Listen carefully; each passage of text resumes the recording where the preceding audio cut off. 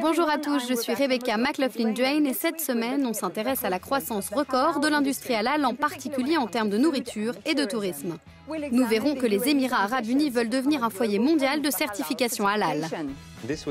Cela aiderait les Émirats à atteindre leur but stratégique. Mais pour commencer, le tourisme halal a connu une croissance presque 2 fois plus rapide que celle de l'industrie au cours des dernières années. Des hôtels de charme ont été créés pour répondre aux besoins du marché des millennials. Salim et Saïd a voulu en savoir plus.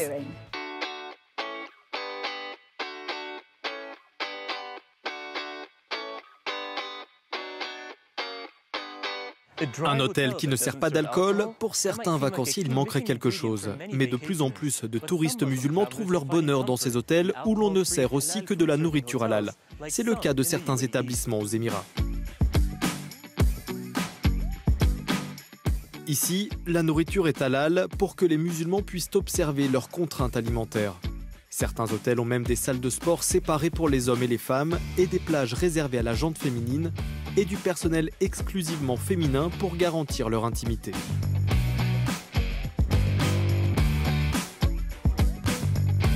Les établissements ont des salles de prière, des chambres conçues pour les familles, sans fêtes bruyantes, sans possibilité de faire des jeux d'argent, pour privilégier une expérience familiale.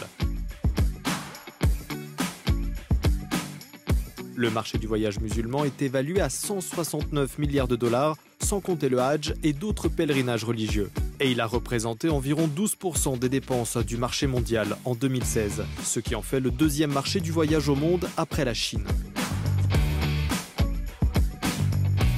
Et il n'est pas près de ralentir, il devrait représenter 14% des dépenses de voyage mondial d'ici à 2022.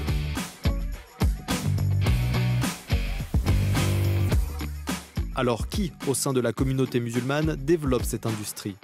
Un rapport de 2017 du Global Muslim Travel Index a identifié la génération des millennials comme le principal moteur de croissance du marché de voyage musulman.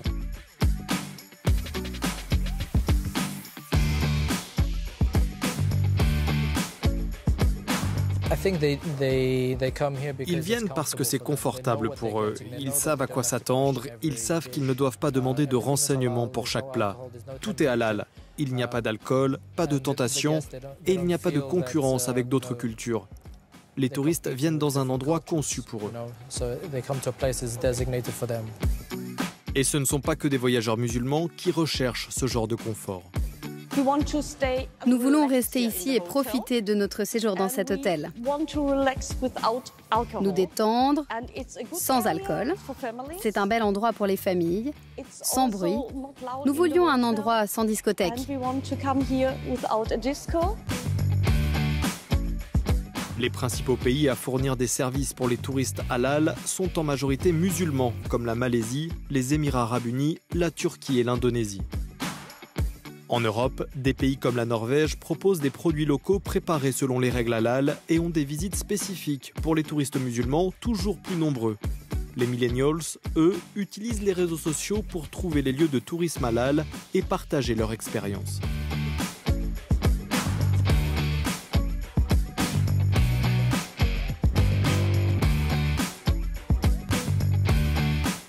Soukaina Rabajali, photographe spécialisée dans la nourriture et les voyages, en fait partie.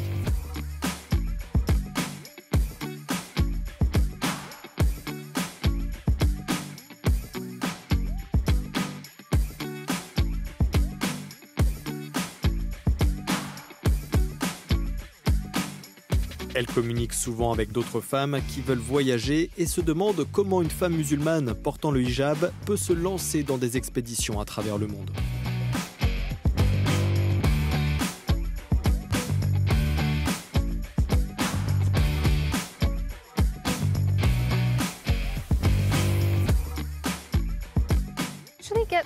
Je reçois davantage de commentaires de femmes voilées que de celles qui ne portent pas le voile parce qu'elles pensent qu'il y a des endroits où elles ne peuvent pas aller. Des choses qu'elles ne peuvent pas faire, du snorkeling, de la plongée. Elles se disent « je n'ai pas le droit de faire telle ou telle chose, à moins que tout le monde me regarde si je le fais ». Les limites et les barrières existent plus pour les femmes voilées qui pensent qu'elles ne peuvent pas sortir et faire ce qu'elles veulent, ce qui les inspire. Et que leur dites-vous quand quand elles vous demandent cela? Je ne leur dis pas grand-chose. Je pense que les photos parlent d'elles-mêmes, que les vidéos et les coulisses montrent et amènent vraiment le spectateur là-bas. Montrent à quel point c'est naturel et comment c'est possible.